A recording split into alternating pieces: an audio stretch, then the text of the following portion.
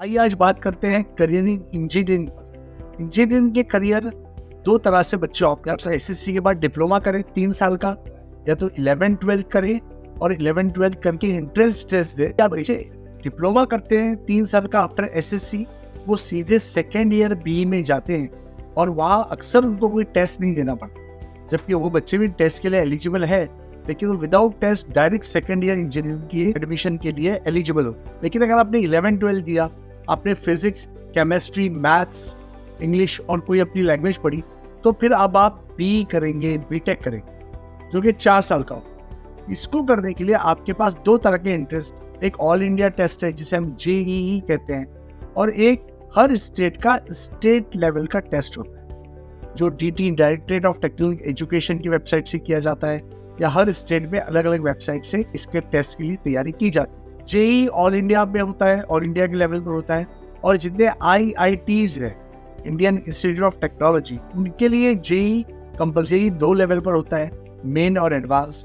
JEE main में qualify होने के बाद या तो एडवांस देते हैं, या तो फिर अगर आपके मार्क्स कम आए तो आप ट्रिपल आईटीज, एनआईटीज के लिए भी एलिजिबल हो सकते हैं, या तो जितने गवर्नमेंट के प्रेस्टिजियस इंजीनियरिंग इंस्टीट्यूट है उसके लिए आप एलिजिबल हो जाते हैं।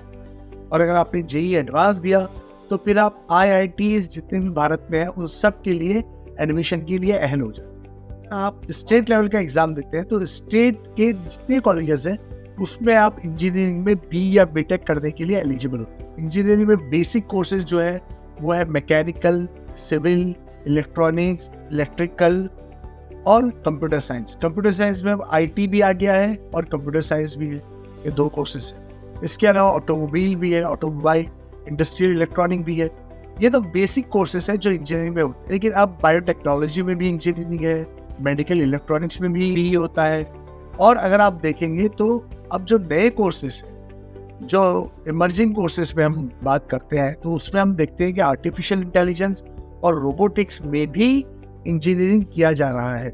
या ये देखिए, जो लोग बीएससी करते हैं, बीएससी में अगर वो BCA, BSc IT, BSc computer science करते हैं, वो भी इंजीनियरिंग के सेकेंड ईयर के लिए अप्लाई करते हैं आफ्टर टीवाई बीएससी। तो ये भी एक रूट है जो इंजीनियर बनने के लिए आपको काम करता है। अगर किसी वजह से आप जेईई में अच्छा नहीं कर पाए तो आप बीएससी के रूट से उसमें जा सकते हैं। इंजीनियरिंग में ये जो कॉमन कोर्सेज है, इसके अलावा aerospace engineering, shipping management, nautical engineering, या ऑटोमोबाइल में ऑटोमोबाइल डिजाइनिंग, ये सारे कोर्सेज होते हैं। ग्रेजुएशन के बाद एमई होता है या बीटेक के बाद एमटेक होता है। और अगर आप इंजीनियरिंग में अच्छा करियर बनाना चाहते हैं तो आपको जेईई मेन, जेईई एडवांस देकर आईआईटी से इंजीनियरिंग करना चाहिए, ताकि आपको कैंपस प्लेसमेंट मिल सके। और अगर नहीं तो आप प्रेस्टिजियस इंस्टीट्यूट या फिर अपने स्टेट के बड़े मशहूर इंस्टीट्यूट से कर सकते हैं, जहाँ पे आपको अच्छी तालीम भी मिले और आपका प्लेसमेंट भी अच्छी तरीके से। बहुत मशहूर।